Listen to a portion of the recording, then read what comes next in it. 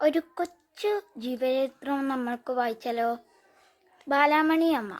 മലയാള സാഹിത്യത്തിലെ പ്രശസ്ത കവയിത്രി ബാലാമണി അമ്മ 1909 ജൂലൈ 19 തൃശ്ശൂർ ജില്ലയിലെ നാലപ്പാട്ട് തറവാടിൽ ജനിച്ചു.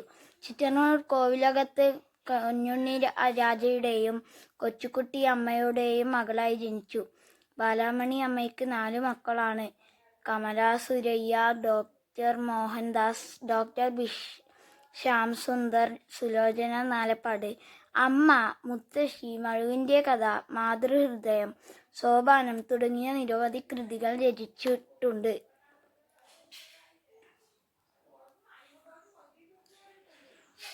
കേരള സാഹിത്യ അക്കാദമിയുടെ അവാർഡ്, എഴുത്തച്ഛൻ പുരസ്കാരം, വള്ളത്തോൾ പുരസ്കാരം, ആശാൻ പുരസ്കാരം തുടങ്ങിയ നിരവധി പുരസ്കാരങ്ങൾ ലഭിച്ചു.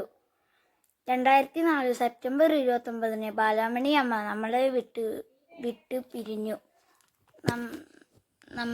പിരിഞ്ഞു. ലൈക്കും സബ്സ്ക്രൈബും ചെയ്യാൻ മറക്കരുതേ.